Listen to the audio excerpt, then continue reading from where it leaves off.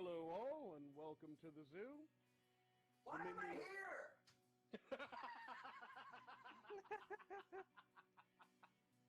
Minions of the Zoo is a lovable ragtag group of misfits that sprang up initially as a fan group to Ranting Monkey, Scribelite, Some Dumb American, and their joint Lords of the Night livestream show. Late night discussions in Discord quickly evolved into streams of their own, with each member bringing something new and different to the table for discussion. Led by the incomparable Reject PPC and the One-Ton Hammer, the group rotates hosts known as Zookeepers. Hello everybody and welcome to Minions of the Zoo. I am your host for this evening, One-Ton Hammer. I will be your zookeeper tonight, Reject. Alright, and welcome to the zoo. I am the Lucky Pop-Tart Inquisitor. Sanguine. Skep Tock. I'm Prospero. Cassie. And I'm Delahazed. Regular streamers, they're known as minions, and special guests are known as traveling exhibits. They're on a nightly basis, so that each show has something unique and fresh for our audience. Minions of the Zoo currently streams at 10:30 Central Standard, 11:30 Eastern Standard Time. Let's be xenophobic. It's really in this year. Let's find a nasty, slimy, ugly alien to fear. There's no more cutesy stories about E.T. phoning home. Let's learn to love our neighbors like the Christians learned in Rome. We know we ought to hate them. They're different, you see. We've seen they're mean and ugly on movies and TV. The folks that ought to know have told us how it's got to be. The gospel truth is found in scenes from Alien and V. Let's wipe out any life form that seems to be a threat. We'll serve them up a genocide they never will forget. 'Cause if we miss a couple, they'll breed a couple more. And soon we'll all be hating twice as many as before. You see, aliens can never be as good as humankind. A more delightful race than us you'll never ever find. So step aside, you star slime, we're ready for your worst. We know you want to beat us, enslave us and defeat us, oppress us and browbeat us unless we get you first.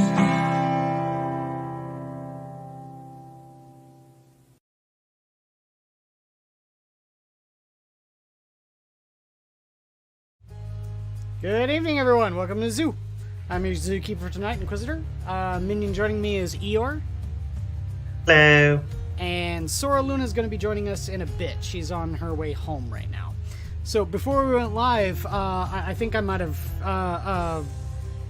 rocked your world a little bit there, Eeyore, with the fact that you thought that you could get the Power Snappa on Beast Snagga Boys. Here's the problem. The Power Snappa that Beast Snagga Boys get is only +2 strength, -2 AP, flat 2 damage. Meaning, you don't get the Beast Snagga Claw, which puts you at strength 10, -3 AP, and flat 2 damage, like the Beast Boss. So the Power Snappa is a massively underpowered weapon. It's a neutered power claw. Extremely neutered, because you're not strength 10. You're only strength 7. Because every other knob gets ×2 strength, which would put them at 10. Because knobs have strength 5. See, that's why I don't like Beast Snaggas. Because you can't get a Power Claw. So tonight we're going to be working on modeling work rather than painting. Well, maybe we might paint a little bit if we get the modeling work done. I'm working on my big mech with custom force field here. You can see I'm doing some pinning, which is you've got to drill holes. You put a little paper clip bit in the hole, and then you link it to the other part, and then you're good to go. Makes the model much more secure. A requirement with older models. Yep, and this is a resin model. so it kind of requires it.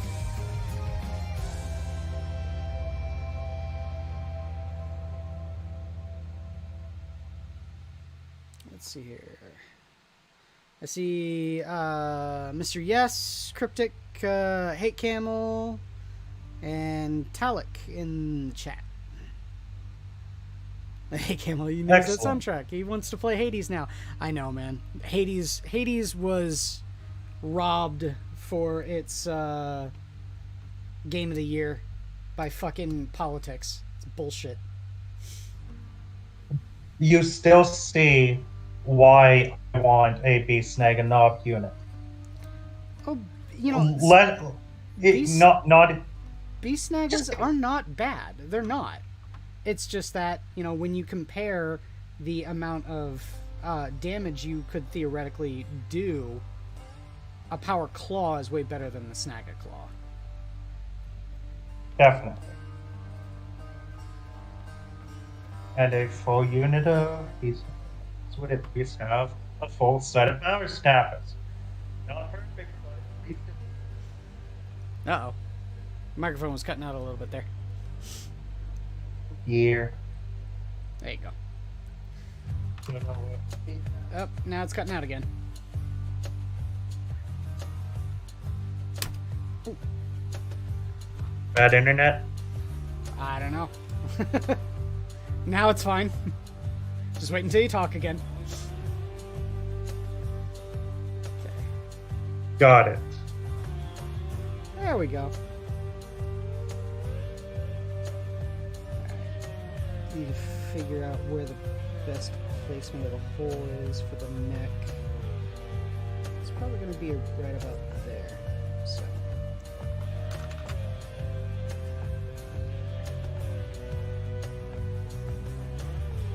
Aside from 40k, I've recently become more active with D&D. That's good. That's good. Yes, enjoying the new book that came out a week or two ago. Fizzbands.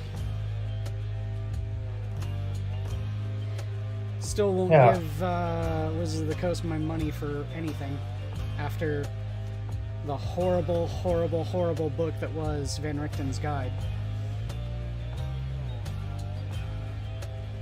That book was a slap in the face of people that like the original Ravenloft. And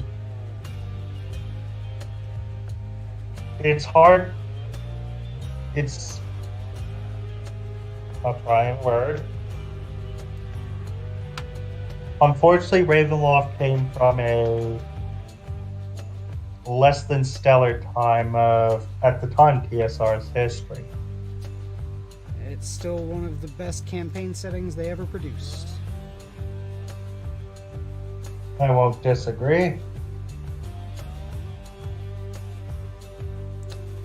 There we go. But when the head of TSR at the time was an avowed satanic panic supporter, and of course the woman single-handedly responsible for Gygax's resignation, let's put it nicely.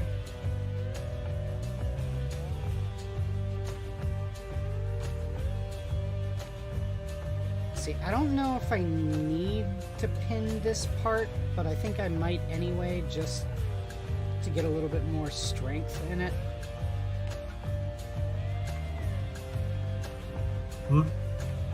The backpack.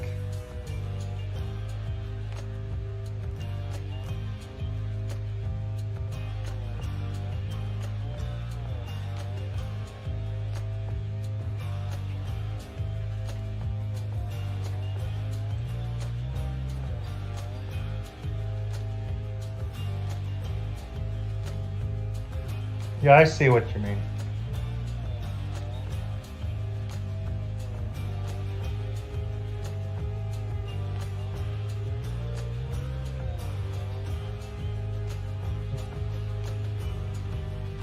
I'm I'm guessing it. Compared to the Weird Boy, though, there is not going to be nearly as many pins in this guy as there are in him.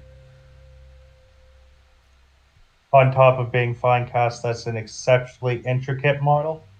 To say the least. Here, I'll get out the Weird Boy. I can do that. It's right here. Oh, I've seen Weird Boys. Well, no, I will show you exactly where on the Weird Boy I have pins. Okay? So this is the Weird Boy. You guys remember, I painted this on stream. So, there's a pin right in here on his staff, connecting it to his hand. There's a pin connecting this half to this half of the tire. There's a pin connecting the chains to his back, right here. There's a pin in this grot, where it connects his hands to the rest of his body. There's a pin here in this grot where it connects his hands to the rest of his body. There's 2 pins, actually. Oh, God. Sorry about that. Just had something fall on me. Sorry. There are 2 pins you can see right on here, on the underside of the base. One of them is on the peg here, so that's not really a pin. But I put another pin in his foot here, and that's what goes into this one. Yeah. I think he's got like 7 or 8 pins in him.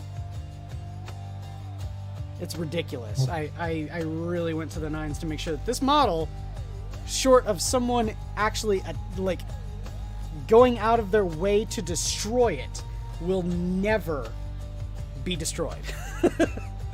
Just through regular wear and tear and use. He's not going to be broken.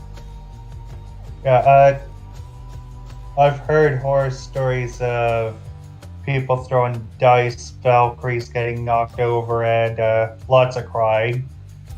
Yeah. I'll say the big one that I keep on seeing happening to people is having their armies stolen. I saw one recently of a guy had his entire Dark Angels army stolen from him.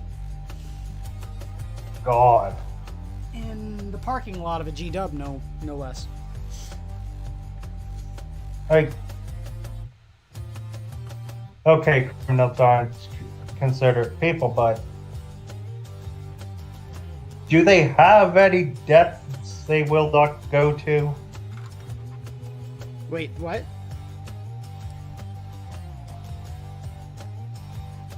Stealing someone's love and joy? Yeah. I don't know, man. Like, I could find the capacity to kill someone if they stole my Warhammer stuff. Just saying. Indeed. And apropos that the song that's playing goes immediately to metal when I said that.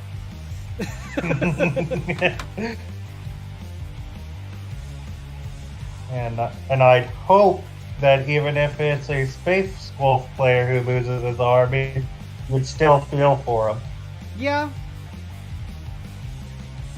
I mean, I don't particularly like the Dark Angels all that much, but I definitely, my heart went out to that guy when I read that.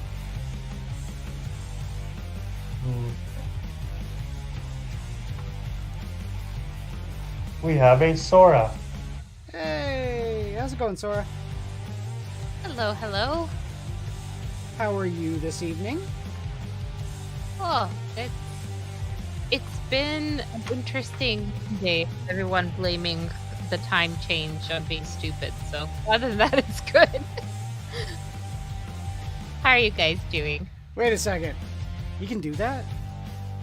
Shit, man. I've just been being my normal self all day today. I had a perfect excuse to just act the fool.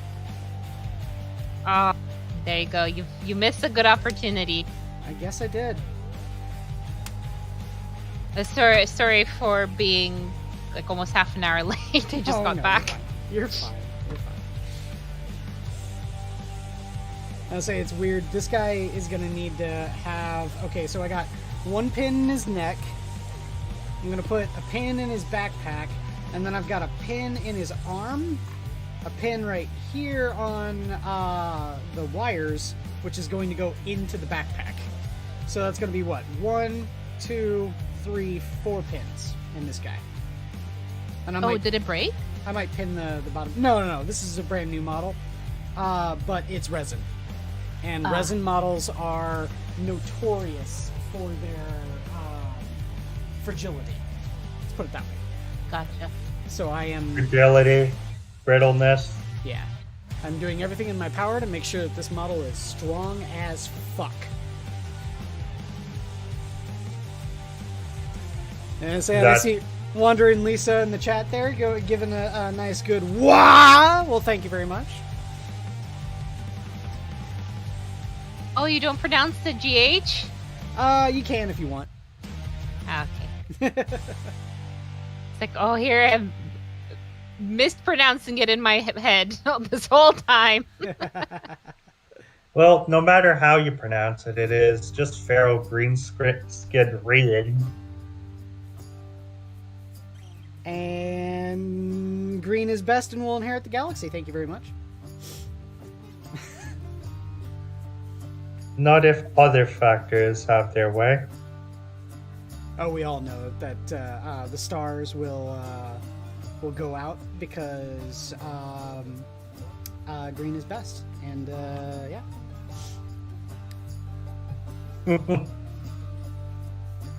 Okay, dude.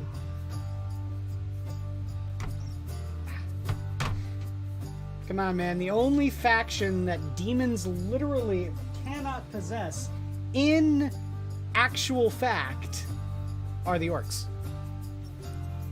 I don't think I've ever seen a demon-possessed Tyranid. Well, they certainly can get screwed up by the warp. Just saying.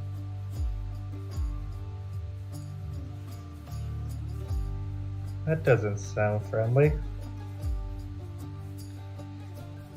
It's funny, the one book I'm referring to, also, Brutal but Cunning, a demon engine that got made by a Iron Warrior on a Forge world that was in the middle of being invaded by the orcs, kept on calling the orcs the Anathema because they're the only things that are completely immune to the touch of chaos.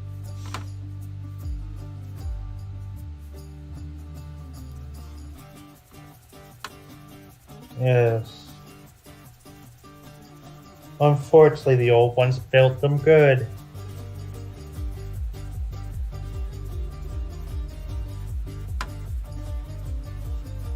Though I do, to an extent, wish the Eldar weren't arrogant jackasses who put them down this degradation into what they are now.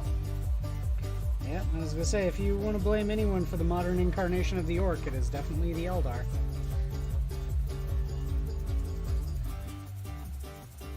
This feels like a witch hunt campaign.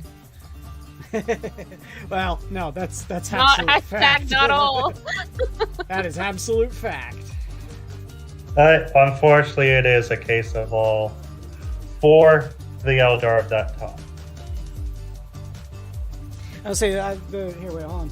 There's a great quote from an Eldar philosopher. Let me find it. It's in the Orc Codex.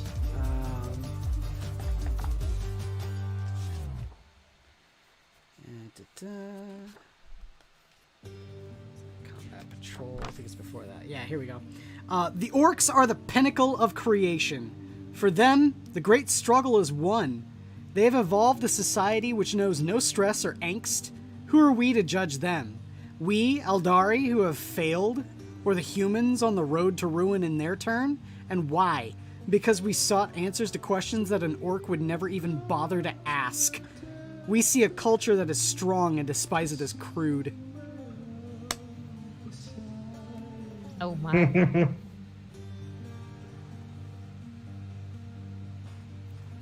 Well, there you go. Orcs is best. Yeah.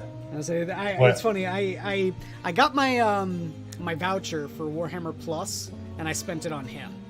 I needed a 4th HQ choice.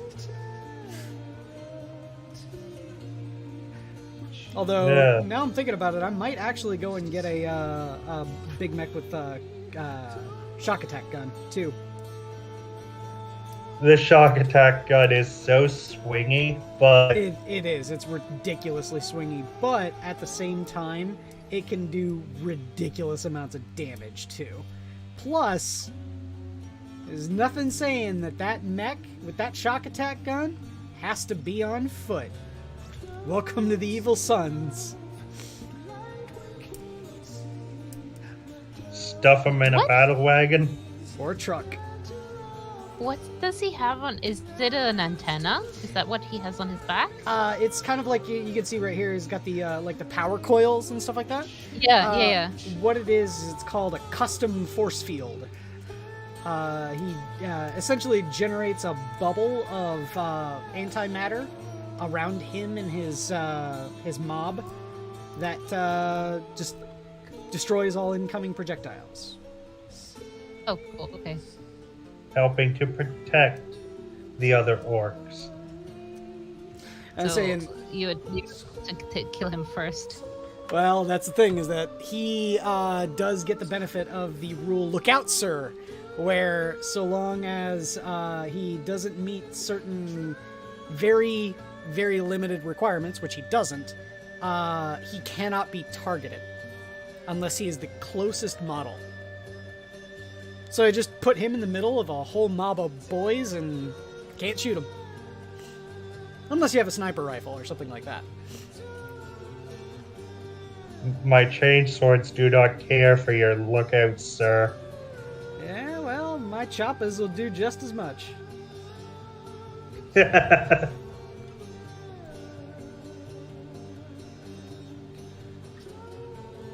just completely missed that. There's that. All of these little spars right on his fingers. That's another thing about fucking resin models that I hate, is all of the flash and like the contact points and stuff like that on the sprue. Oh my god, it's so annoying. Oh, you have to like scrape them off each one. Well, you gotta cut them off. There's like, you can see right here, there's this little tab right between the end of the axe and his bicep there. Mm-hmm. You gotta just kind of get your knife down in there and cut it out. And then you gotta shave it down and get rid of all of the contact point. I mean, comparatively speaking, though, it's annoying, but it's far less risky than trying to shave off mold lines on a plastic mini. So the only problem is that the dust from this is toxic, so you don't want to get it in your lungs. Everyone has a mask right now, so... Yes. It's like, aha, a use. Yeah, right. A lot of those resin issues, is that just with GW's blend? That's just every resin. Yeah, resin itself, it's an irritant. You don't want to get it in your lungs. I'm not referring to the toxicity. I'm referring to the standard shit people complain about Finecast. Oh, I mean, if you're talking about the difference between Finecast and Forge World, it's just Finecast. Because the Forge World stuff is not nearly as bad as the Finecast. Now, sometimes like Forge World stuff is warped or stuff like that, and yes, it is toxic as well. But it's not nearly as brittle or warped in a lot of cases as the Finecast stuff tends to be. Like, I can show you right here. This is my buddy got me this. Pay no attention to the 3D printed guns here. A buddy got me this for my birthday. I got me a Blood Angels Contemptor Dreadnought. Sweet. And, yeah, and I say this is all resin as well. So.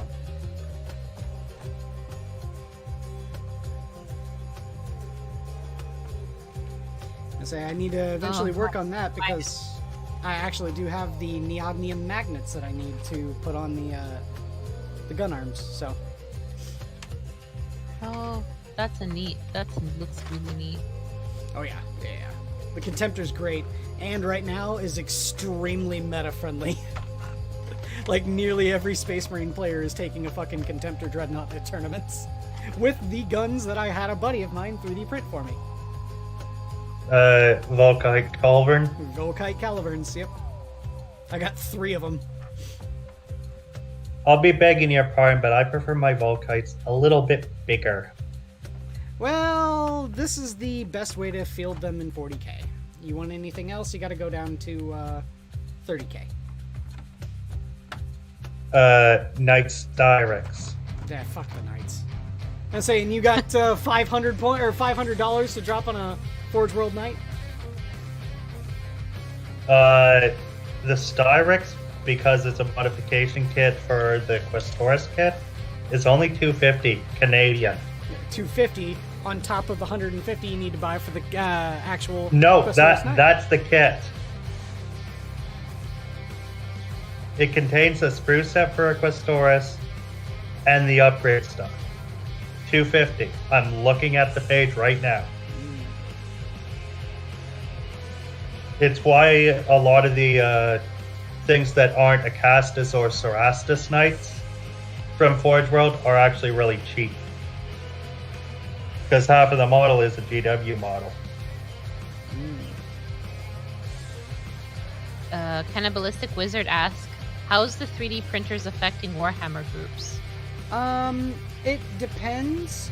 There's some people, like, the Warhammer, like the Games Workshop tournament organizers and the shops and stuff like that. Obviously, the shops don't really like when people have 3D printers, but so long as you are, making your own minis and not selling them to try and compete, they can't and usually don't say anything about it. So it's meh. The problem is that 3D printers are really, really expensive, and the pieces that you can make for them are not very cost effective to try and, like, say, make an entire army out of it. So a lot of people still just end up buying G-dub stuff. They just, make bits, like new guns or something like that, in the 3D printer, and they just magnetize it. Guns, heads, and melee weapons being the most common, I believe. Mm-hmm. I mean, there's entire stores dedicated to just bits. Oh, yeah.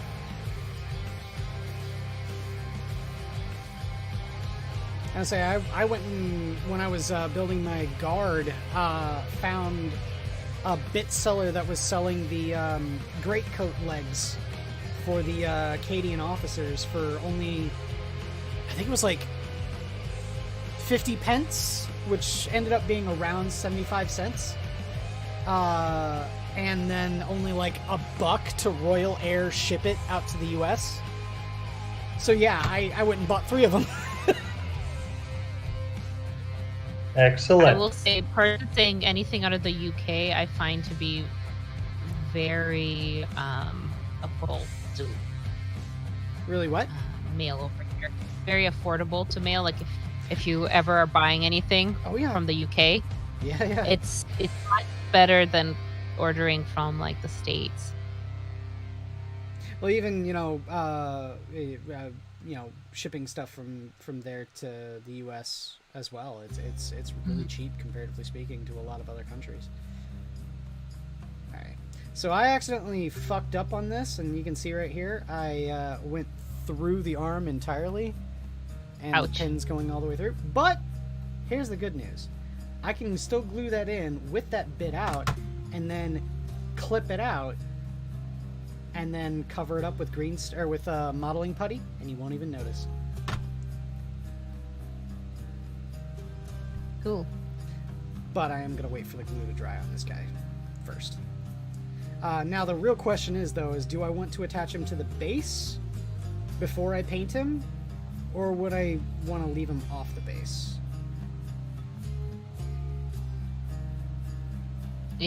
which is going to be easier to paint. Off the base. But at the same time, then I've got to go and do a whole bunch of extra steps afterwards to put them on the base. And so the thing that really is annoying about it is that they gave me just a regular 40 mil base that doesn't have the slots for the peg on the foot. Unlike the Weird Boy that has those slots. So wait, so your model has a peg on its foot, but nowhere to peg himself into a base? Nope. Yeah, I gotta put it there myself and then fill it with modeling putty. Oh, that's lazy. Yeah. Lazy manufacturing. Well, see, that's the thing is that, like, here's the thing. They make pegged bases. So they just didn't send me one when I bought them. So, no big deal. Oh, boo.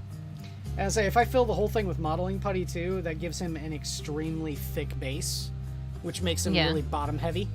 So I don't have to worry about him falling over in any sort of way. So, there you go. Okay. I'm not too bothered by it. Lights over light. If I were to be a complete mad lad, I would actually just get the knights. Straight up from Forge World? A pair of Styrexes. Added to my Crusader, that's a 3-knight, basically 1,500 point army. Yes. I told SCP when we were theory crafting for stuff, he's been on his kick with his Necrons, and one of the things that he said, he's like, you know, I could go and make a 3 monolith Necron army. I go, okay, you do that, the nuclear option is engaged, and I'm taking 3 Shadow Swords.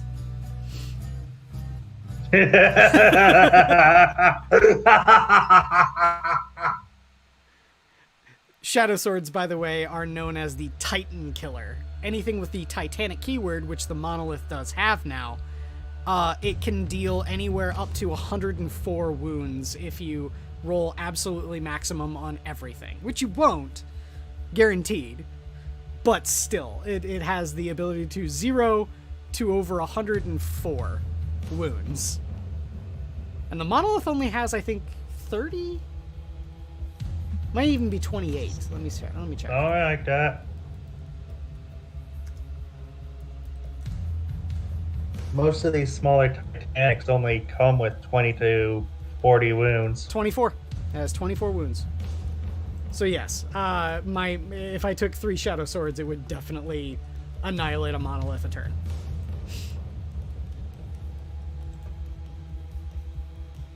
The only problem is, though, is that it's cheaper for him to buy 3 Monoliths than it would be for me to buy 3 Shadow Swords.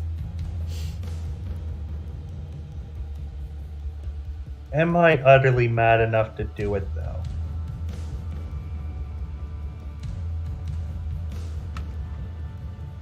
I don't know. Flip a coin. I ain't deciding the fate of that much money on a coin. Well, the big thing about it is that you don't need to buy it all at once, and you don't need to buy it all right now. There you go. A very fair statement. And I say it's funny, too, because if you look at the model, he already has a little pock mark right here in his shoulder. So it's perfectly fine if he has another pock mark right here as the pinhole that I drilled a little too much in. He just got shot. You're just making him more badass by having more battle scars. Mm-hmm. Exactly. Well, in our society, scars are part of your standing. Very true. I say now here's the really hard part is I'm gonna need to slot this pin into this hole right here and then angle the arm to sit in its shoulder slot perfectly and then drill a hole here. And then slot the pin in there. It's gonna be weird, but like I said, afterwards he's going to be an extremely secure model, so I'm not really gonna be worrying too much. Yeah. It's wish really resin funny. models weren't all like this. Also, I wish half the range of one of the armies I'm interested in wasn't resin. Yep, tell me about it. I say I got Rangers that I need to go and completely rework because all of their resin barrels on their sniper rifles are broken. I have an entire squad, except for the leader. From storage or from being shipped to me. The problem was too is that I bought it from a third party, so I can't even get GW to replace it for free.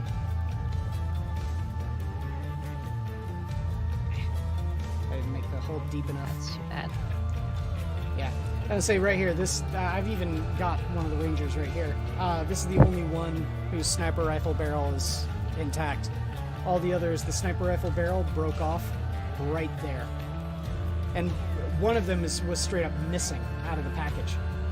So I've got to recast one, which I can do. It's just, again, it's going to take a lot of time. And right now my Eldar are not a priority. They're so far back on the burners. Oh, and it's so tiny too. Yep. The bit that's is annoying. really small. Yeah, the video for the stream for me is quite delayed, so sorry for the... Oh, no, it's fine. It's fine. I say I know. It's going to be like 10 to 14 seconds between when I talk about something and when it shows up on the stream. But yeah, no, that's that just like if you say you have to like cast for the one, I can see that being just a pain in the butt with how small that is. Mm-hmm. Yeah, it is. It's really annoying.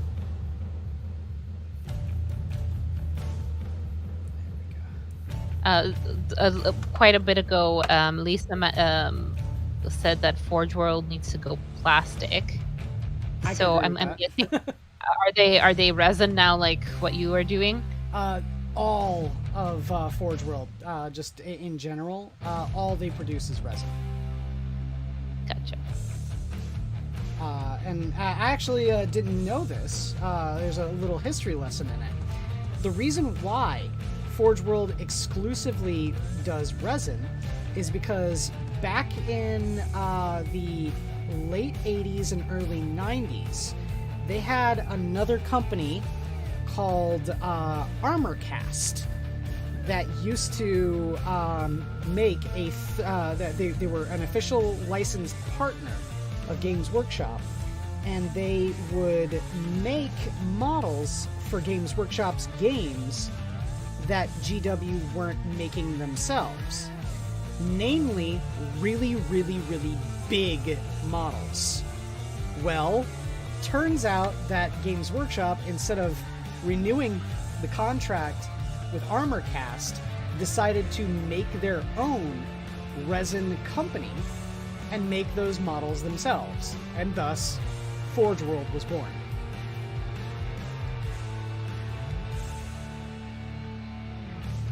The home of overpowered models that are overcosted.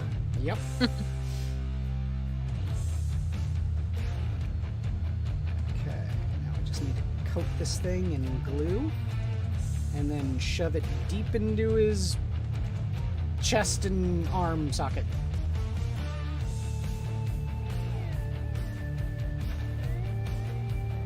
Excuse me. Oh, It's not far from what can actually happen to an arc of a gameplay get a hold of them. yeah, right. Alright, go. And then I just need to push this in and keep it there.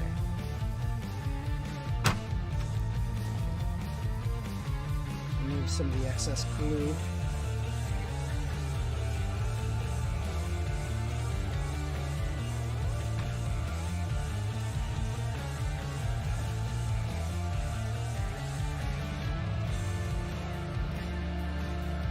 Hey, what are you talking about? Don't need no pain boy.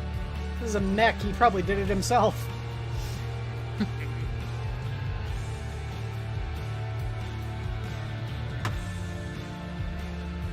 Your Eeyore luck can stay in line behind Farsight.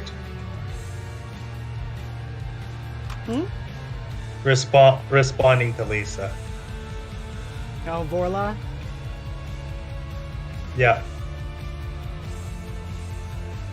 I thought you were doing Borcon. Because that's the white color scheme, isn't it? Last time I checked, Borcon is green. Really? I thought it was white. I thought it was the white and black.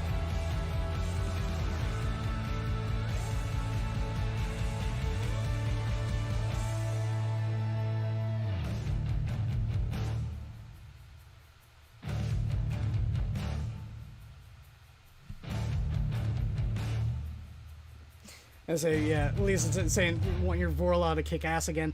I say, I was in that sort of position with my evil son's orcs when I just kept on losing to the Necrons until the 9th edition Codex came out. Now it's funny, my buddy who plays the Necrons doesn't want to play my orcs. Not that I can really blame him. My newest model here, I can show it off. It's only built, it's not actually painted or even primed yet, but yeah, we're gonna need to zoom it out a little bit. There we go. Would be this thing. This is my Wazbom Blastojet. I love the names. Mm-hmm. And I say it's Eventually, I will see what you're showing. it's a gigantic plane, fighter plane thing. The best thing about this is that a buddy of mine, for his Necrons, exclusively that's fun. Oh yeah, that's cool. Exclusively uses a melee Necron army. And the problem is that he goes heavy on Scorpex, which back in 8th edition would just completely manhandle my 8th edition orcs. But after the 9th edition update that the orcs just got a month ago? Yeah, I think it was a month ago. And having this thing, you cannot fight this thing in close combat unless you have the fly keyword. Scorpex don't have the fly keyword. All 3 of these guns can annihilate up to 9 Scorpex a turn. Statistically speaking, 9 Scorpex a turn. Each one of these gets D6 shots that deal D3 plus 3 damage. That's a dead Scorpec in one shot. Doesn't even need to roll for the damage. And then this thing deals D3 damage, or deals D3 shots at strength 9, so I'm wounding on a 3. And they don't get a save, and it's D6 damage, so I have to actually roll for that one. But yeah, it's not uncommon for me to be able to annihilate his Scorpec units with just this thing, and he can't fight back. In actual gameplay, because you have, for example, how you're describing with this plane and stuff, is there a way to make it you start out in an even playing field, or how does it work where one person doesn't just bring all the heavy artillery and basically, nothing you can do to me because I have all of these? Essentially, how it works is you have not only point values that each model has a certain number of points that they cost, and then when you muster your army, each person is taking point values that are equal. Okay. Then you're also supposed to show your opponent your list so that they know what they're facing, and then also the opponent is assumed to be taking other things as well. The problem is that I know what he owns for his Necrons, and he goes extremely melee heavy. Now, that's not to say that there isn't anything that he can do against my Wazbom Blastojet. It's just that the thing that does the most work for him physically cannot hurt it. Which is why you need something like a Doomstalker. Or Doom Scythe. Yeah, aircraft versus aircraft. Yep, that's perfectly fair. But yeah, no, the reason why I showed that to my buddy when I bought it, and I go, yeah, you wanna play a game? and he was all like, no. Oh. It's funny because now that the orcs have gotten their update and I'm competitive again, he has jumped ship on his Necrons and is starting to work on his Dark Eldar. Gee, I wonder why. Oh, that is cheap. Come on. Well, not only that, his Dark Eldar, the Dark Eldar in terms of like tournament meta right now, they're one of the most powerful armies in the game. Uh-huh. If you break down win and loss ratio, the Dark Eldar are highly in the lead with 67% win ratio. Whereas can you pay? Oh, sorry. Well, I was gonna say, whereas my Imperial Guard, the army that I painted before I started collecting the orcs, have a 43% win ratio.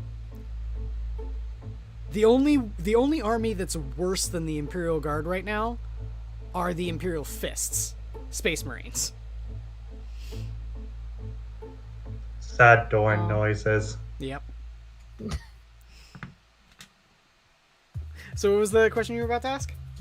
Well, I was gonna say when you have like the competitions and stuff, it would be like your army versus a different army. You wouldn't be competing with the same. Like, it wouldn't be like orcs versus orcs like that, or would you still do that? No, in fact, actually, when you go to a tournament, you play all manner of armies and all manner of lists. Cool. Yeah. So it keeps it like, you never know. Yep, you have to kind of think about it that way. It's funny. I watched this one video of a guy who played the Imperial Guard and brought them to a tournament. And the Imperial Guard probably work best when you mix in like tanks and infantry. And this lunatic took, instead of a mix of tanks and infantry, he took an all infantry army to these tournaments. Everyone else is putting out like maybe 20 to 30, maybe even at the most 40 models. He had over 200. And if you actively try to hoard with certain armies, 200 is as high as you can go. Oh yeah, you can go higher, but yeah. And you're allowed to do that because it's depending on how much points. Yes, yeah. There's no limitation when it comes to the point values, so long as you can fit them into your detachments. Now, each model have other limitations as well. Like a good example, this guy right here, my big mech with custom force field, and the guy that I had here before, my weird boy. These are both HQ choices, meaning they're like the leaders of the armies. So when you build a roster, they are by far the most limited in number that you can take. Like, an example, if I take a battalion detachment, I can only take 3 HQ choices, period. I am hard capped at 3. So if I take, the big mech with custom force field and my weird boy, that's 2 of the 3. The third's your war boss you got hiding about. Well, I got a war boss. I got my Death Killer War Trike. Don't forget my Death Killer War Trike. I have to take Yep. And so so like that's an example, right? Say here, you can just put the war boss out there, and then the weird boy, right there. There's my 3 HQ choices for a battalion detachment. That's all I can take. I can't take anything more. If I wanted to take my Death Killer War Trike, I have to take another detachment. Considering you just want the War Trike, an Outrider or a Patrol? Depends on actually what you want, I guess. A Patrol would probably work best because I only have 4 fast attacks currently. So I'm limited to 3 in a battalion. So if I take these 3 in a battalion and then a War Trike, I could take only a 1 HQ and 1 troop as the compulsory, and then take an additional fast attack. Which my army is mostly fast attacks. Yeah, I was running into a similar limitation that basically required me to do up 2 patrols and a Scryfall list I was working on. I'll say, yeah, the patrols are not a bad option. In terms of, like, how I said, how I have only 4 HQ choices right now. I have my Weird Boy, my War Boss, and the Big Mech, and then my Def Killa. That's all, or that's the maximum number of HQs that I could take if I take 2 patrol detachments.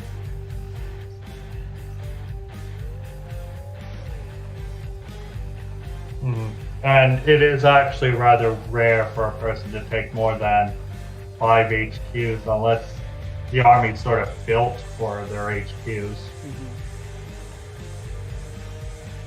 I say I'm actually thinking of expanding it when the Whir Boy becomes available, because I need Whir Boys. Don't get me wrong, Weird Boy's great. Weird Boy has the utility psychic powers that I need. The Whir Boy has the damage dealing psychic powers that I need. Hey, ain't nothing better than the Crunch. Well, the Crunch is great, but Warpath and the Jump are way better. You know what I miss, though? I miss Visions in the Smoke. That was the Evil Sun's specific psychic power.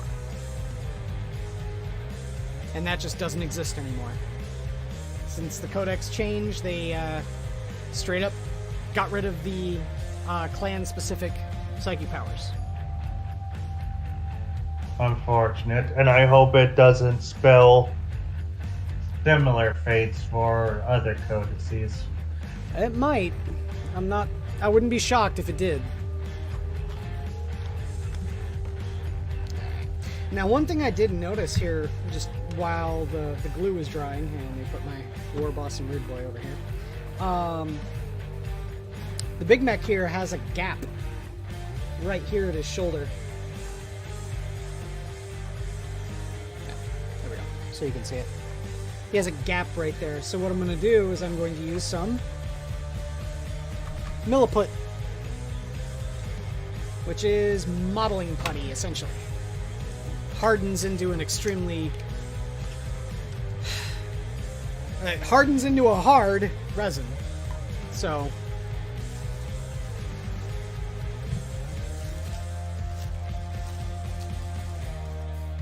which allows it to be used to make quick conversions and hack jobs. Or repairs. Like gap-filling repairs and shit like that. In fact, actually, all of my metal minis, and not even, just any slotted mini that I have, I put Milliput down in the gap to fill it up. Which helps with adhesion. So the way this works is that you have 2 different materials. It's a 2-part epoxy. You mix them together, and that activates the epoxy, and then you just kind of put it in the gap and then let it harden. I've seen people do like molding and stuff on YouTube with that. Yeah, I say I've got it's the popular thing for modelists to call this is green stuff. Which is the reason why is because the Games Workshop actual made modeling putty. It's a green and blue colors, and when you mix it together, it turns this like really kind of sickly bilious green color. So that's why it's called green stuff. But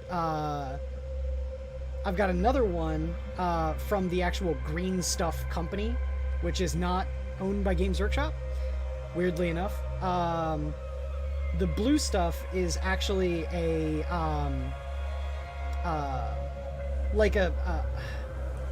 heat-activated resin sort of material. And what that does is when you like put it in boiling water and let it kind of sitting there for a bit, it gets soft, like clay, like, Play-Doh sort of thing. And then what you can do is you can take a piece of a model, press it into it, and then just sort of like set it off to the side and let it cool. When it eventually cools, it turns into a hard, rubbery-like substance that allows you to then peel it apart and pull out the piece that you just, sandwiched in between two pieces of blue stuff. And then you can take something like green stuff or, milliput or, some sort of epoxy putty and cram it down into that mold that you just made and recast your bits that way. And that's exactly what I'm going to have to do with one of these barrels on my Eldar Rangers. That's kind of neat. Yeah. I mean, it does sound like a lot of work, and it is. And that it caused, it's kind of like one of those things where you learn how to do that after a lot of error. Yeah. It's the sort of thing you only do if you absolutely need to. Yeah. You wouldn't need to if Rangers weren't fine. Yeah, I would have, when I was looking to buy those Rangers that I eventually did buy, I was looking for pewter. I would have much rather had pewter. Those are the ones you can put into a sock and club shovel with, right? Oh yeah, that's the same. It's the same exact model, only in solid metal. Buddy of mine, all of his Rangers are pewter.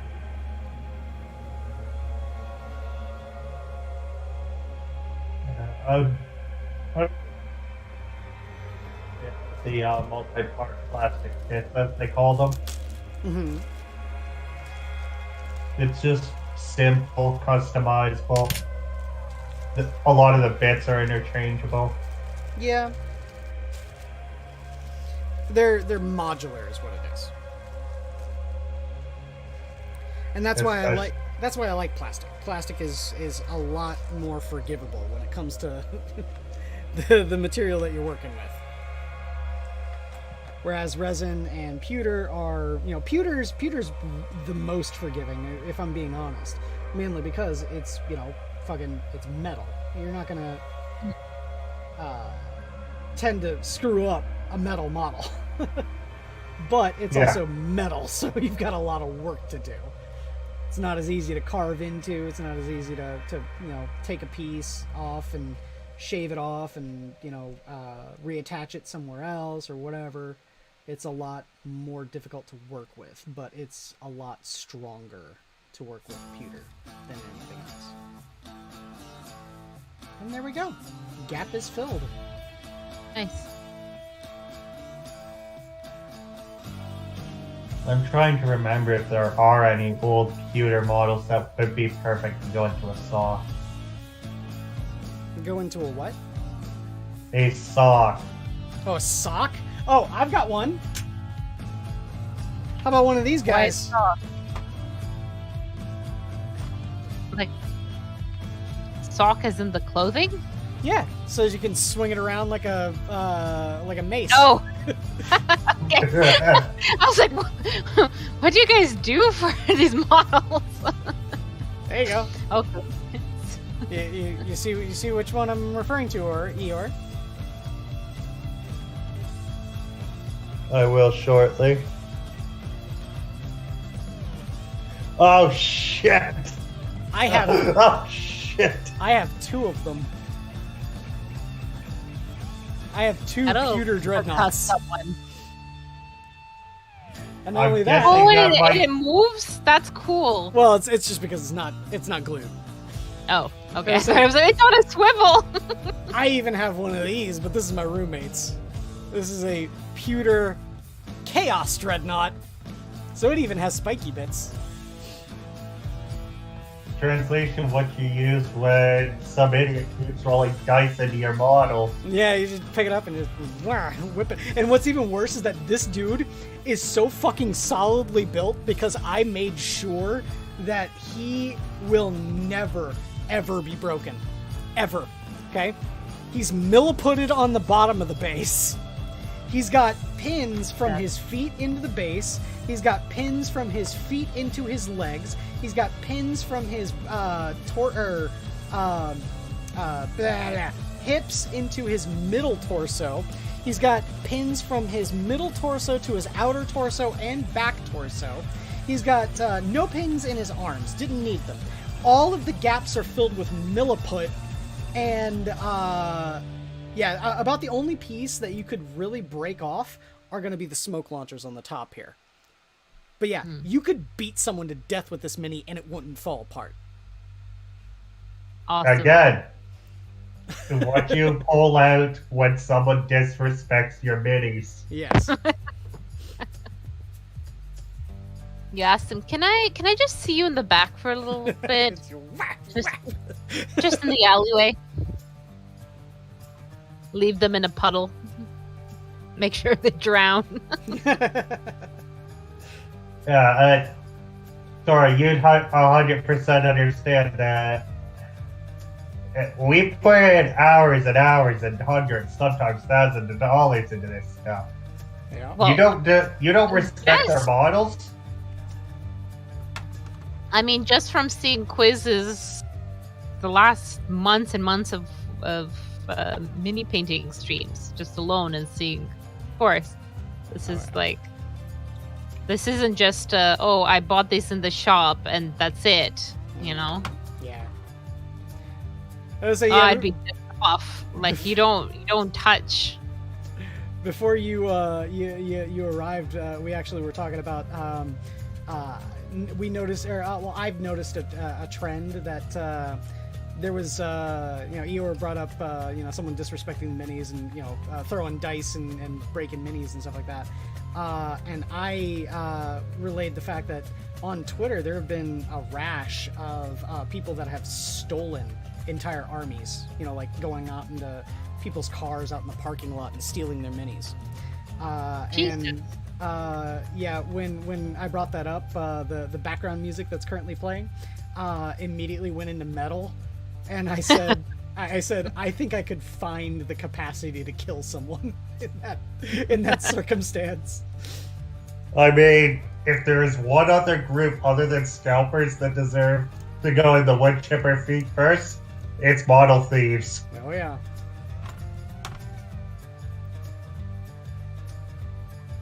It's just... And then I'm guessing they resell them. Yeah, resell them. There's some people that actually like take it and try to make it their personal army, and those people are usually, very fortunately, caught fairly quickly when they try that. Yeah, that seems a little bit stupid. Yeah. I would think that the best thing to do with a stolen army would be use a green cleaning solution and just have the models separate and then just sell off the rest. Yeah, I'll say that's the criminal mastermind in you is coming out there, Eeyore. That's the way to do it if you're actually going to steal minis. Me steal minis? I'm sorry. I've already told you about the wood chipper. I also believe that for that crime, no, we go the Arab way of punishing thieves. Cutting off the hands, huh? I mean, you said you'd have the capacity to kill if someone tried to snag your orcs. Yeah, oh yeah. So now the real question, we're at that point. Should I attach them to the base or no? I mean, I've already made the hole for the peg. Now we're at the point where I would probably need to drill a hole for the other foot, pin it into the base, and then fill this whole thing up with milliput. Well, you have other bits that need to dry, right? Well, all of this is currently dry. It's that was fast. Yeah, okay. he's all together. I'd definitely pin because you want those 2 points of connection. Yeah. Well, like I said, no, that's gonna happen. It's just that, do I want to paint him off his base? Because the thing that I would need to do is I would paint him while he's not on his base, and then I would need to slot him in here, then come right over here, find out where his foot is, drill a hole through the bottom of the base into his foot, bend the peg in a 90 degrees so it's on the base, and then glue that in, and then fill the whole thing with milliput. It honestly sounds easier if... Wait. Paint or no paint, it doesn't sound like it would make a major difference. No, it's just the fact that I'd be able to get, like, to this area, like his butt and the back of the backpack, which it would be a pain in the ass to try and paint if he's on his base. That's the only reason why I'm thinking about painting him in sub-assembly. Lisa says off base. Okay. I will take Lisa's word for it. Lisa is a really good modeler. So, yeah. Yeah, from my experience of dealing with guardsmen and nearly being fed up with the entire faction, because I fully built and based my models before I started painting. And See, I did most of my guard when they were actually fully built and on their base. I can only think of a couple that I painted separate, which was like my tanks. tanks don't really count. Oh, yeah. Unless back in the day they had bases. Here's a good example. I got a still in sprue here. Primera Psyker. That he's solid pewter and he's all one piece. So I didn't even really bother. I just put him in his base, milliputted it, and then painted him. Like, that's simple. All you need to attach him to is his base. The big downside of not having the base is there's nothing away from the model for you to just hold on to while you're painting. I mean, other than actually physically touching the model, which unfortunately, while it's, before you varnish it, has a good chance of rubbing off some of the paint, which sucks. But at the same time, so long as you've got like an area that you're constantly grabbing and grab at the same area, like if I were to paint him and needing to hold him, I would probably go for like one of these nubs on the ends of the spire and just hold it there while I'm painting it.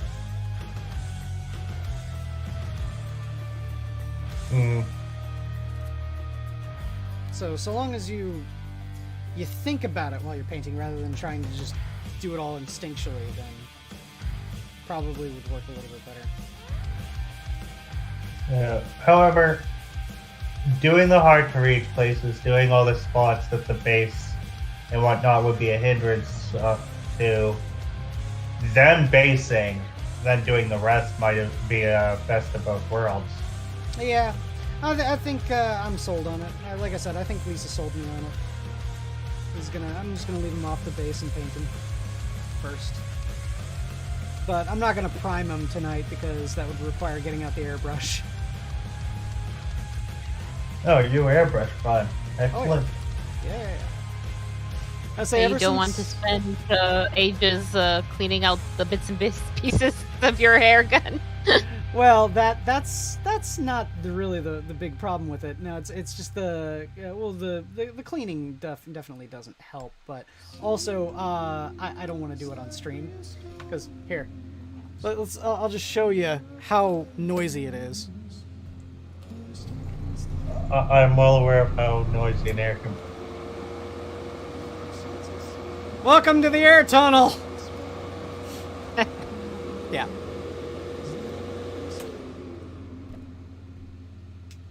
The reason why it's noisy like that too is because I have to turn on the exhaust in the paint booth, so that way I'm not breathing in atomized paint. I've heard aerosolized acrylic is horrible for your bronchioles. Oh yes. Utterly horrible. And I say there's not a whole lot of stuff that you can be doing in the modeling thing that you can breathe in and it's good for you. Be it paint, be it resin, be it, plastic dust. All of it'll fuck you up. Alright, so he's good to go, just needs to be primed. So now I just got my WAS bomb, my mech, and my mech gun to prime. And then I think that's everything for my orcs primed. Stick and broad artillery piece. I'm gonna get 2 more of them. It's too good to not take. It's too good. Okay, so yeah, the dreadnought, right? I was sitting there talking about how awesome the dreadnought is and how you could use it to beat someone to death. When I played a game against my roommate, he fielded this thing. My mech gun one-shot it.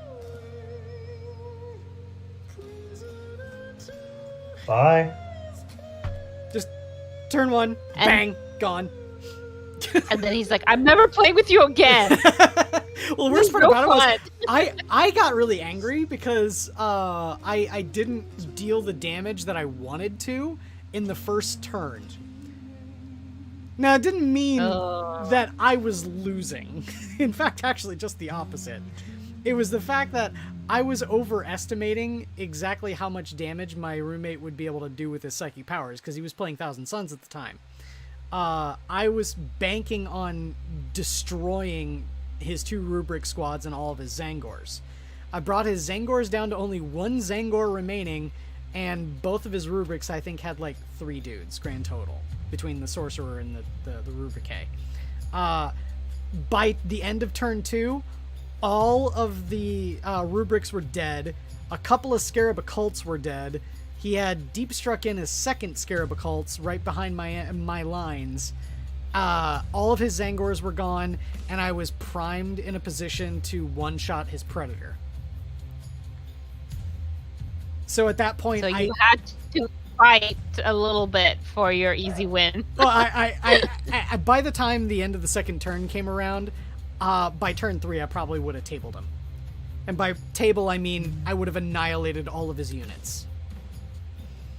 Like, he would have literally no models left on the table. And yet I was angry at turn 1 that I didn't deal the damage that I wanted to. Some people. I know, just never happy. Graceless winners.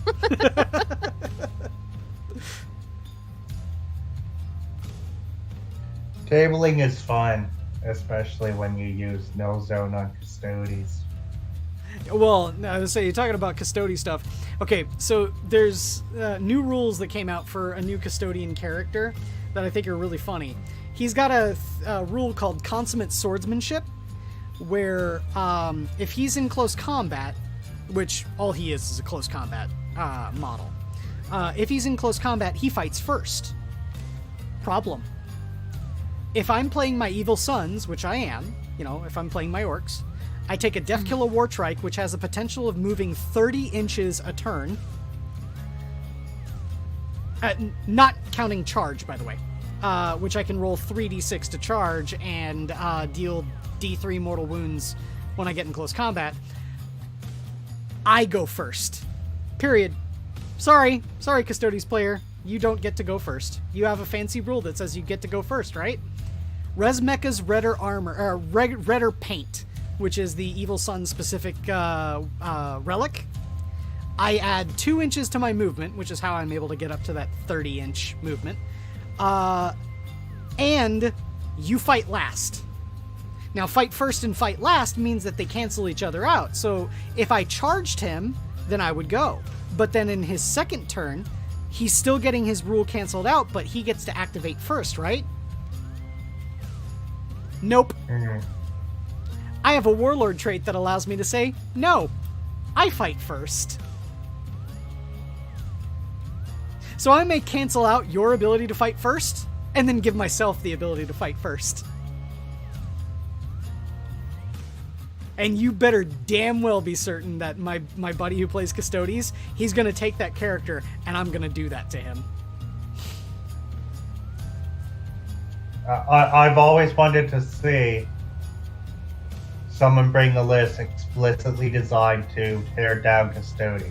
Well, yeah, say the way to do it with the orcs is probably best done through Evil Sons. Well, from my point of view, it's deny the invuln saves and you have a little bit of AP. Well, see, that's the thing, right? All of the buggies can get ramming speed. My truck can get ramming speed. My battle wagon can get ramming speed. Mm-hmm. That doesn't deal doesn't negate the invulnerable save. It deals mortals, and not in the psychic phase. So that means that Custodes can do literally nothing on it. Sad Custodes noises. But I don't care. Fuck them. Yeah. No, my orcs are fun. I like the orcs. That's why I really like this army, is because they're fun. And now they're competitive. They used to not really be all that competitive. I didn't care because I love the models, but now they're competitive, and you better damn well be certain that I'm going to try and use that as much as possible. Well, getting into an army because it's fun or looks cool is a valid reason. I mean, I think broadsides look badass. Yeah, broadsides are really cool. They didn't used to look cool. The first generation broadsides looked terrible. Thing is, you're referring to the wrist-mounted version, right? No, I'm referring to the shoulder-mounted ones. Oh, God. Because those were the first generation broadsides. They had their two rail guns over their shoulders. Whereas now they strap them together and they're held like a gun. They're like a cannon, really, but Big rifle. yeah. Yeah, I for some reason just like the idea of them being wrist-mounted. Ah. I say, Lisa, I thought my Cold Star Commander's 20-inch movement was good. I say, yeah, you should really look at the orcs, especially the Evil Sons. They do Eldar better than Eldar. It's really funny. That 20-inch movement is why I hate the Cold Star.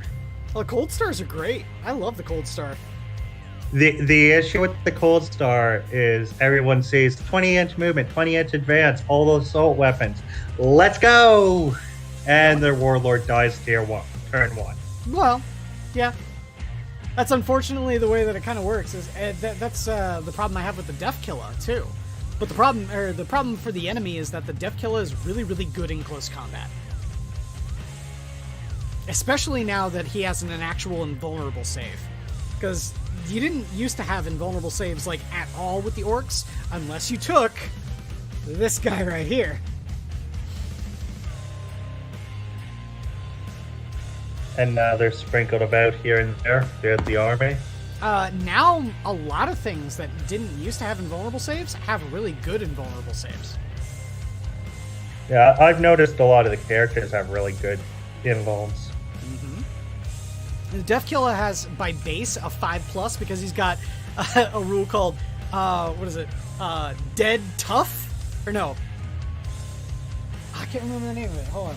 Let me find it. I got the codex right here. Might be like Dead Killy or something like that. It's really funny. Whatever the rule is, it's really funny. Because it's orcs. And orcs are awesome. Zogrod.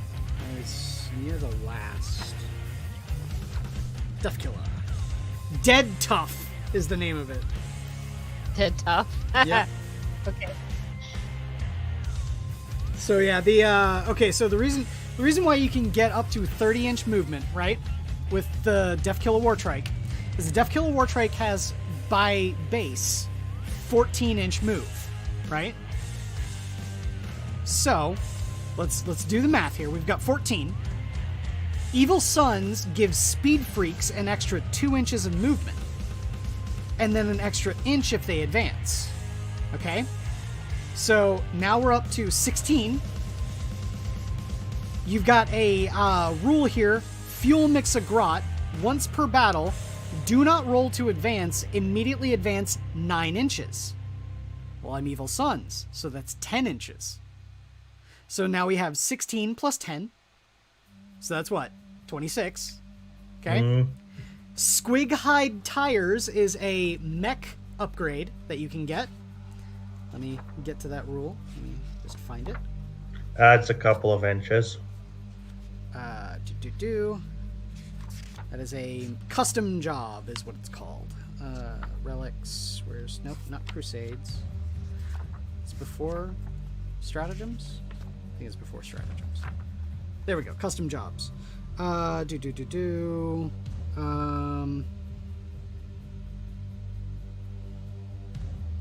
Squig Hide Tires. Squig Hide Tires add 1 to the model's movement characteristic. Each time this model advances, add an additional 2 inches to this model's movement. So we add another 3 on top of that. So we had what? 29. 29. And then we have... Where's the last one? There's another... Hold on.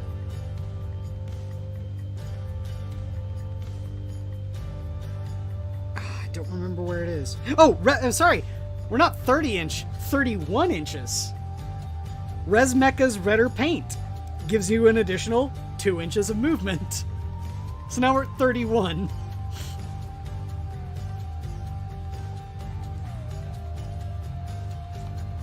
And that's before an average of a 10-inch charge of 3d6. And you can also take the Warlord trait, Faster Than Use, which allows you to advance and shoot, advance and charge, fall back and charge, fall back and shoot.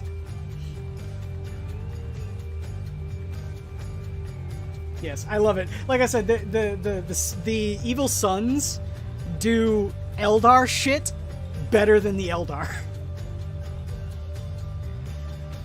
Because, like, the Eldar are supposed to be all, like, quick and nimbly-bimbly and, like, moving around the battlefield all really fast and avoiding the enemy and, you know, kind of stuff like that. The Orcs are just like, no, I'm going to go straight ahead as quickly as possible and get you in close combat in the first turn.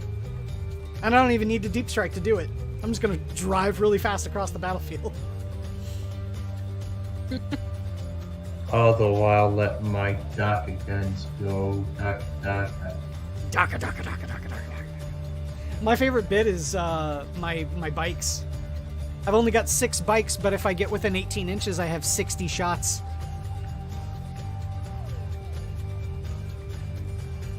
You have to use a stratagem to get it all 60 that far, right? No, because the Daka gun is fuck. Oh wait, no. I think you're right. I think the Daka gun's maximum range is 18, and then more Daka lets you do it at maximum range. So no, I think you're right. I think I need to get within 9 inches. But bikes have a ridiculous movement too, and yeah, you can definitely close within 9 inches real easy. Let's see. Where is it? War Bikers. The Daka gun, yeah, is 18 inches. So yeah, you need to get within 9 inches to get the 60 shots. Yeah, but that is still just... 60 shots is ridiculous. Yeah, it is. And I love it. Yeah, I wish someone told the Beast Snaggers they could have bolted a couple of Daka guns onto the side of their squigs. Nah. I'm gonna say you get a kill rig. Kill rigs are awesome. No, I'm not lying. If I were to do another orc army other than my speed freak evil sons, I would probably do beast snaggers, and I would go pretty heavy in Squig Hog Boys. I would definitely take a Squigosaur, beast boss on Squigosaur as my HQ, and then I would take a kill rig. Absolutely, take a kill rig.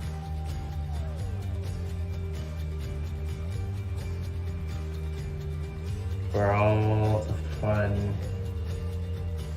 Kill rig's best thing is the fucking Wurboy Tower. What? Getting a free psyker and a heavy support choice? No. It's doesn't work like that. What it is it has a fairly decent gun for a heavy support choice gun. Okay, let me get it. Let me get the thing. There we go. Kill rig. The Wur Tower is a 24-inch Assault 1, Strength 9, minus 3 AP, D6 damage. That's pretty damn good, right? It's about a las cannon. An Assault 1 24-inch las cannon, right? Each time this weapon is selected to shoot, if the bearer successfully manifested any psychic powers this turn, change this weapon's type to Assault D3. Each time an attack is made with this weapon, that attack automatically hits the target.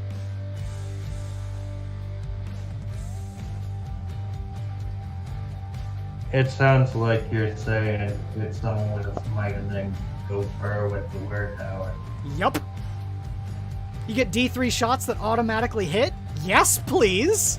With shitty orc ballistic skill, auto hit is always a good thing. If only more things had it. Yeah, you're gonna take burner boys.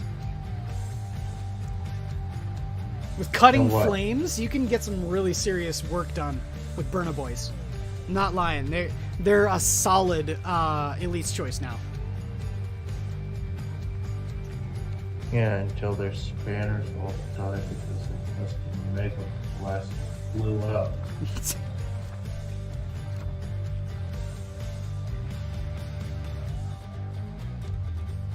Stupid gun.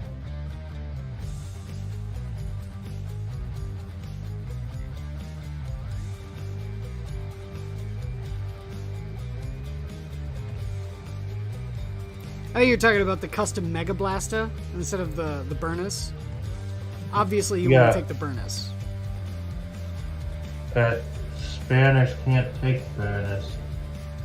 No, but regular Burner Boys can. And unfortunately, the Burner is one of the 2 units in the Orc Vortex that for every 4 Burners or Luthers, you have to take a scanner. Yeah. So you just take 2 minimum size squads of Burner Boys. And then you have 8 Burner Boys and 2 Spanners. To heal some incidental damage on your vehicles that shoot their... For the Mechaniac ability, yeah. Like I say, I've got the Mechaniac ability mainly for the mech with custom force field, too. He's going to be riding around in the truck, giving the truck the invulnerable save, and then when needs to, he can hop out and repair the Death Killer, or repair, the custom Booster Blaster, or the Shock Jump Dragster. No scrap jets? No, I don't really like the Megatrack Scrapjet.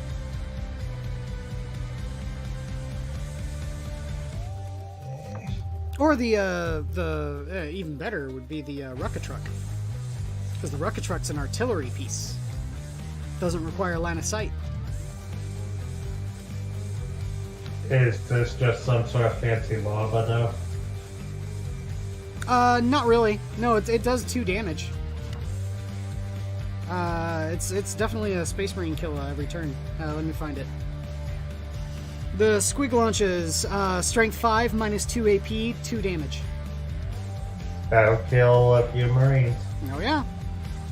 Force a Marine to 5+ or die. Yeah.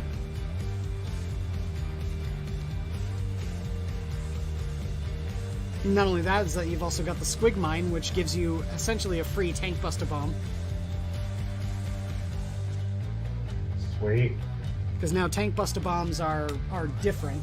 just like melt-a-bombs are different.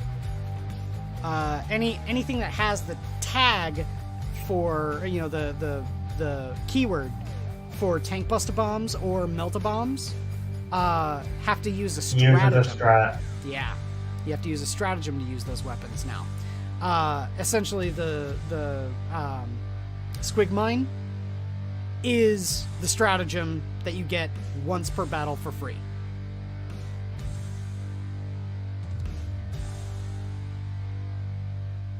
So, yeah. So yeah, maybe next Monday, if you're still up, Lisa, you should hop onto the stream with us, talk some Warhammer. Get a different perspective from a different army. Well, no, Lisa plays Tau, and like I know quite a bit about the Tau, but I've never really been one to play the Tau, so it'd be really interesting to hear how, especially speculation on the future is going to be. So cool. Yeah. Unfortunately, the Tau have already blown their main load for their codex. The other thing is just upgrading a Tau set only resin model to blast. Wow. I'd say the big thing for the Tau right now is I'm not sure if they're going to keep their always gets Overwatch. If they don't, they better be getting some good ballistic skill. They're not going to get good ballistic skill. They're retaining the same ballistic skills. They're probably getting something else. You know what I could see them getting? Bolter Discipline.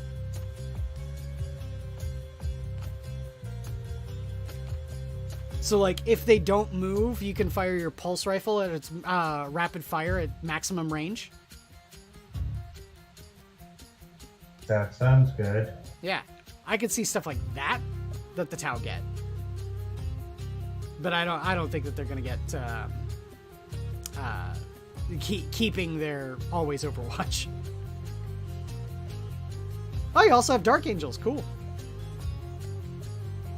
I say, but what kind of Dark Angels? Are you like gearing up for 3rd edition Dark Angels, or are you going straight up tournament meta current Dark Angels, where you're taking nothing but fucking Terminators and Ravenwing bikers? What's wrong with a bunch of tall brooding Terminators with Maces of Absolution? The fact that they're a Space Marine army with no Space Marines in it. Just fucking Terminators and bikes. Yep.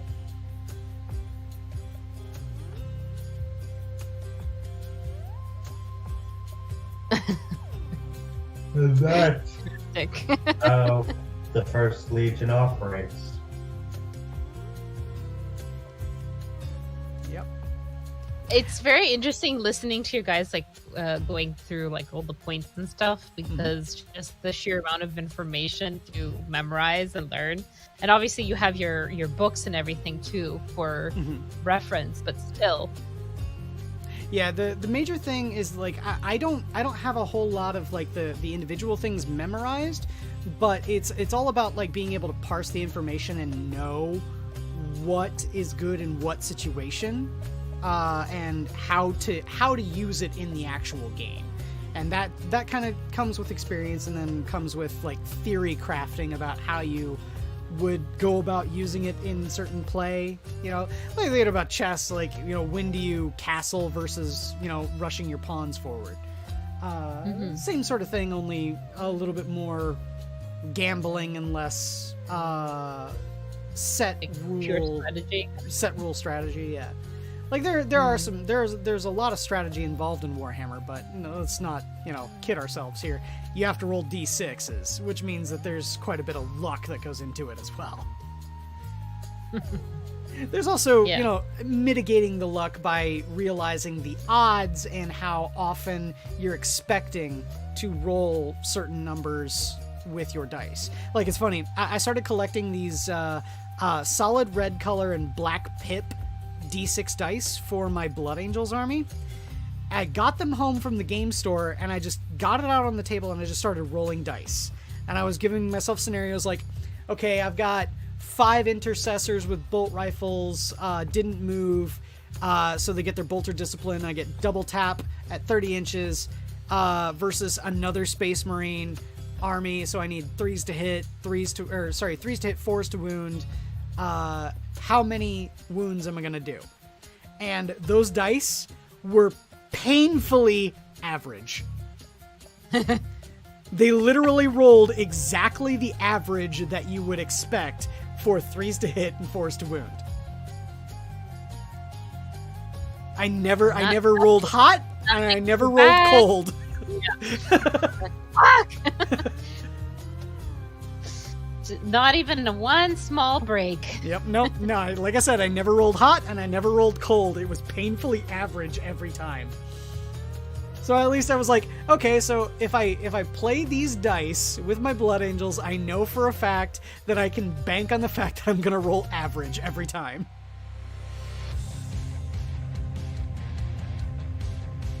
I have immense bad luck with like what do you call them, dice rolling apps and that kind of stuff. It's great. If for the very little experience I have playing D&D, if it's going to be a low roll that will end up really harming me, it's going to happen. It's like, come on, work with me here. They're like, nope. If it's a Discord dice rolling app for D&D, it's gonna hate me even more. It's funny. Last D&D session, we had to do this scenario where my character was I'm playing a fighter with really good athletics skill. He decided to try and save a little girl who'd been dumped over the side of a boat and into a freezing lake. So he throws off his armor, jumps in the lake, and swims out to reach her, and then dives down to get her. The DM made me roll an athletics check to get out into the lake. 24. Because I rolled, I think, like an 18. And then to dive down and get her, another 24. Rolled the exact same number. And then when I get up back out of the water, I put the girl back in the boat with the rest of the party members. I said, you know, my character looks over at one of the other characters, holds up both of his arms over his head, you know, flexing, and says, "Hey, are you a vet?" And he goes, "No." I'm like, why? Because these puppies are sick.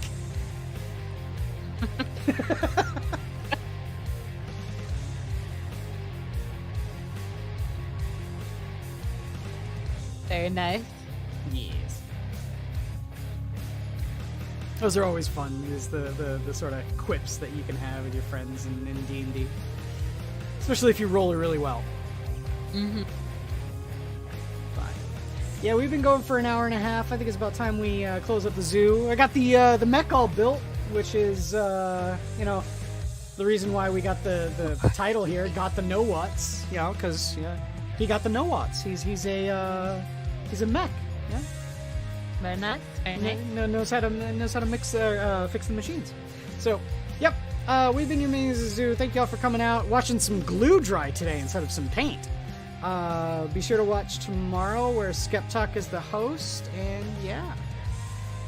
Take care, everyone. The zoo is closed. Have a good night. Good night, everyone.